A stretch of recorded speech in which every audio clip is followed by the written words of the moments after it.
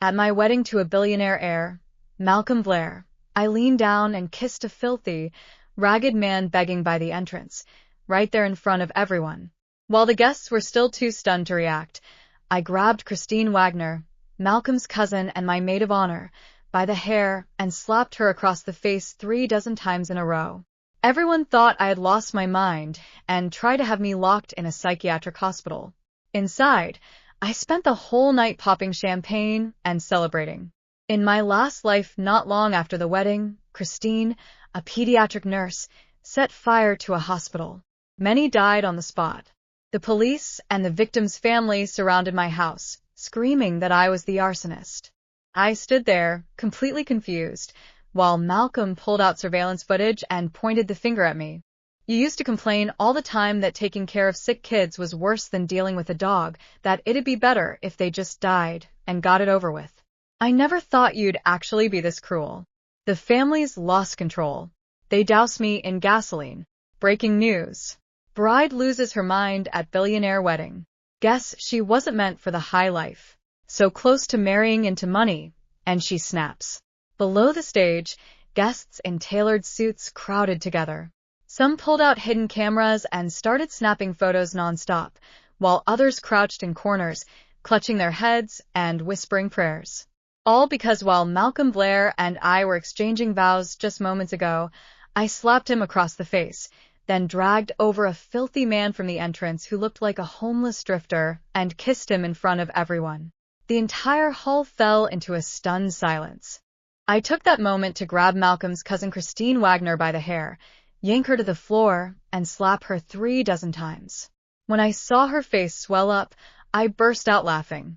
Her scream finally snapped everyone back to reality. They looked at me as if I had lost it. Has she gone insane? Isn't Christine her best friend?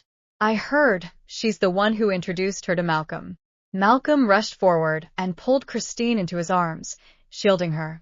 When he looked at me, shock and disbelief twisted together in his eyes. Sandra? What's wrong with you?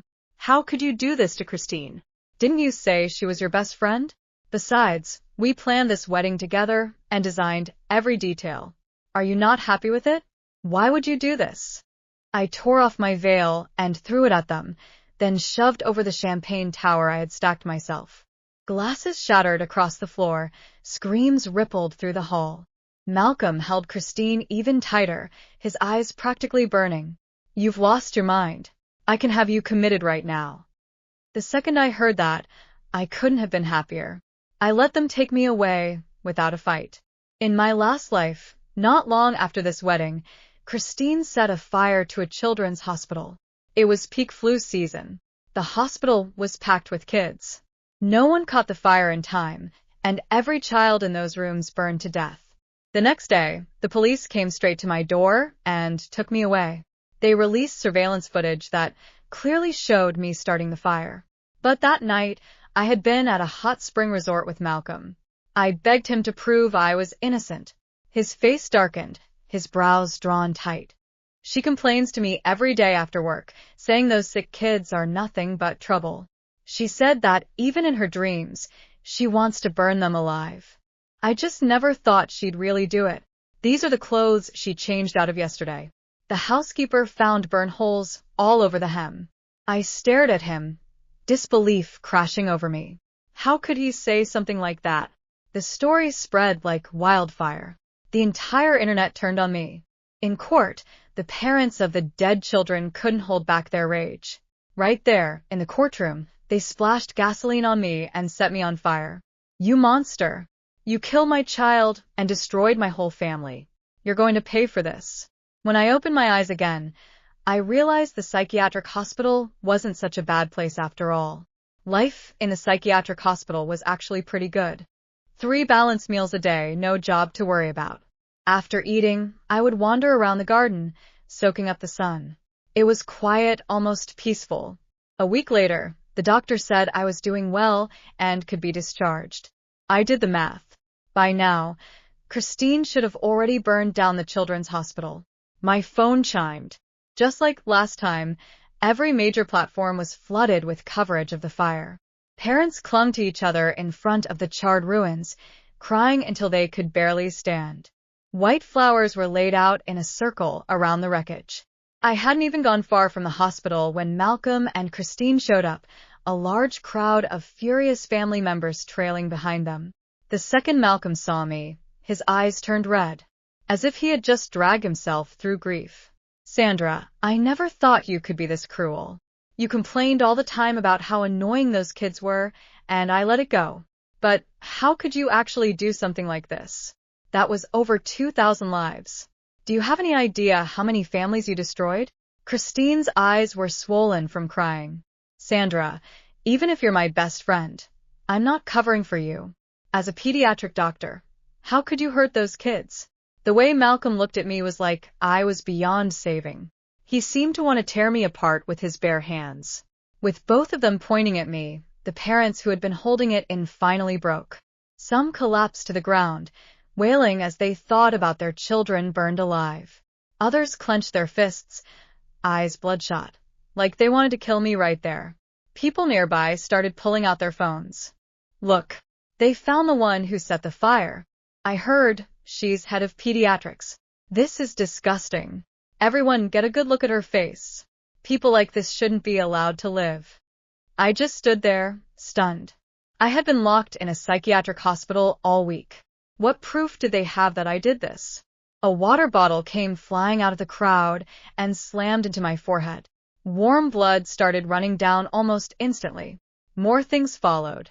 The mob threw whatever they could grab. I tried to explain, but no one listened.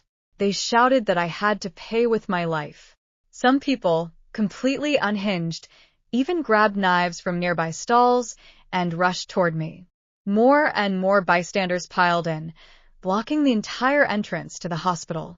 My attending doctor, Jack Moore, stepped out of an ambulance with its hazard lights flashing, his voice cutting through the chaos.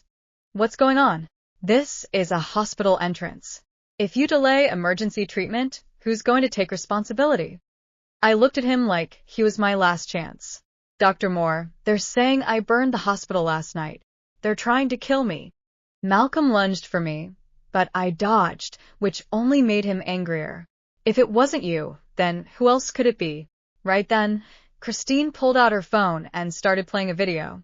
In the footage, I was wearing a white coat, covering a crying child's mouth while cursing at him to hurry up and die. In my last life, Christine uploaded that video online and the whole internet turned on me. The parents lost themselves in their rage.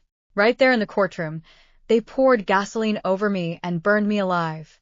Even now, just the thought of how the flames ate through me down to the bone made my whole body tremble.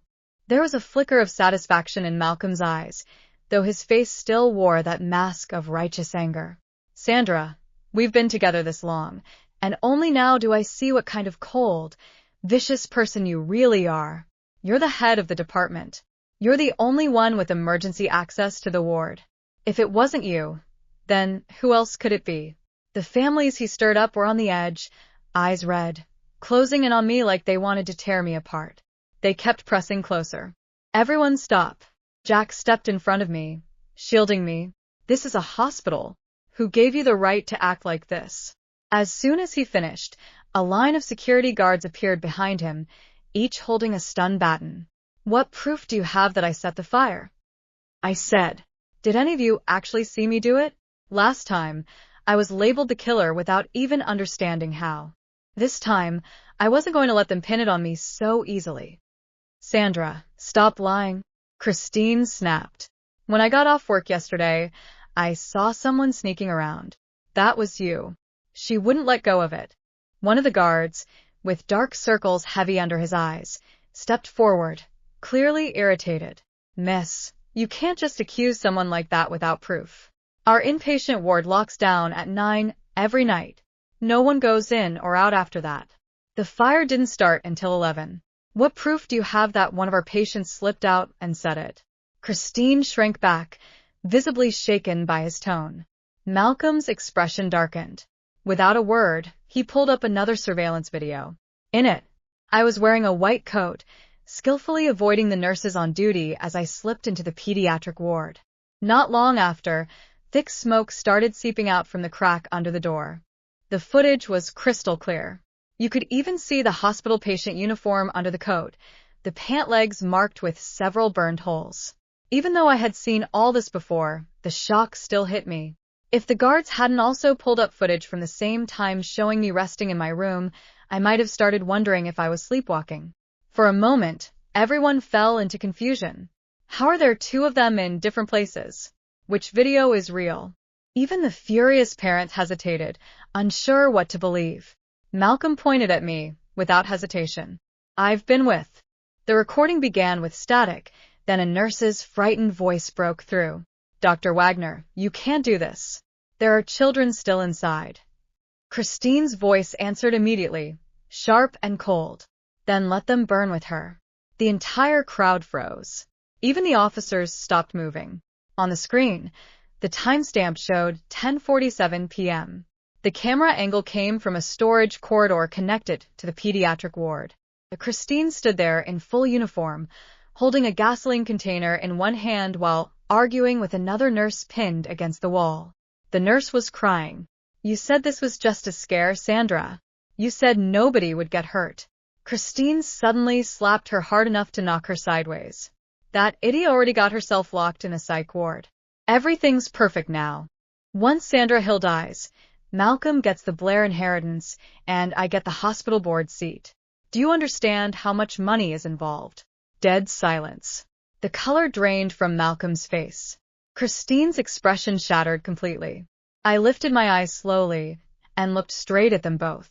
You wanted proof, I said softly. So here it is. The crowd erupted. You monsters. You framed her. My son died because of you. One grieving father lunged first. His fist smashed directly into Malcolm's face hard enough to send him crashing into the pavement. The officer shouted for everyone to back up, but nobody listened anymore, because now they understood. The woman they had been trying to kill was innocent, and the people they trusted had murdered their children. Christine staggered backward, shaking her head violently. No, that recording is fake. Sandra edited it. She's trying to frame me. I almost laughed. Exactly the same words they had used on me. The female officer immediately snatched the phone from my hand and replayed the footage herself. Her expression grew darker with every second. Then another voice came through the recording. Malcolm. Calm. Casual. If the fire spreads fast enough, nobody will question the body count. The bigger the tragedy, the easier it is to bury Sandra. The officer's eyes snapped toward him. Malcolm went white. I can explain, but he never got the chance. One mother shrieked like an animal and threw herself at Christine. The others followed instantly. Hands clawed through her hair, nails tore at her skin, screams exploded everywhere. You killed my daughter. My baby was only 6. Burn her alive. Security rushed forward with shields and stun batons, barely managing to drag the parents back before the mob completely overwhelmed them. Christine collapsed on the ground, sobbing hysterically, her makeup smeared with blood and tears. Meanwhile, Malcolm was still staring at me, not with guilt, with disbelief, as if he still couldn't understand how I escaped. How? He whispered. You were supposed to die. There it is, Jack said coldly beside me. A confession. The officers moved immediately. Malcolm Blair, Christine Wagner. You are both under arrest for conspiracy, arson, murder, and fabrication of evidence. The handcuffs clicked shut. Christine started screaming. No. Malcolm, do something. You said this would work. You said nobody would ever find out. The moment those words came out, every last trace of composure left Malcolm's face. You stupid bitch, he roared. Why would you say that out loud? For the first time in either lifetime, I saw them turn on each other. Christine pointed at him frantically. He planned it. He said Sandra was too trusted at the hospital, so we needed the public to hate her first. He told me to record those fake videos. Malcolm snapped back instantly. And who poured the gasoline? Who locked the emergency exits? The crowd looked physically sick. Even the officers escorting them away had grim expressions now. One father suddenly fell to his knees in the middle of the street, sobbing into his hands. My son was scared of the dark, he choked out. He must have been terrified. The sound hollowed out the entire scene. For a moment nobody spoke. No amount of revenge could bring those children back.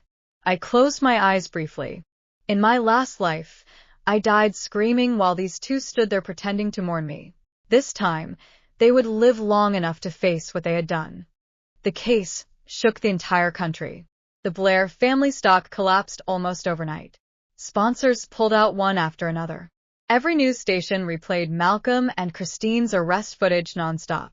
Blair Medical Group board members publicly announced they were severing all ties with Malcolm before the trial even began. Then the deeper investigation started. Police uncovered financial transfers, deleted messages, bribed staff, forged surveillance records.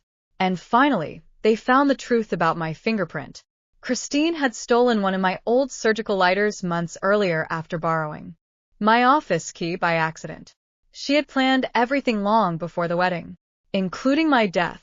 During the trial, Malcolm still tried to blame Christine for most of it. Christine responded by exposing his affair with one of the hospital directors and revealing that he had already prepared inheritance documents before the fire even happened. They destroyed each other completely. In the end, both received multiple life sentences. The judge called the case one of the most grotesque acts of calculated mass murder in recent history. Neither family claimed them afterward. The last thing I heard was that Malcolm got beaten so badly in prison after the verdict that he lost vision in one eye. As for Christine, former inmates with children recognized her. Prison became a nightmare she could never escape. Meanwhile, I resigned from the hospital. Not because I was forced to, because I couldn't walk those halls anymore without hearing children crying. A month later, I visited the memorial built beside the ruins of the old pediatric center. Thousands of white flowers covered the ground. Jack stood quietly beside me holding 2 cups of coffee. "You okay?" he asked. I looked at the names carved into the stone wall, then at the sunlight falling across the garden nearby. And for the first time since being reborn, I finally felt like I could breathe. "Yeah," I said softly. This time, the person buried wasn't me.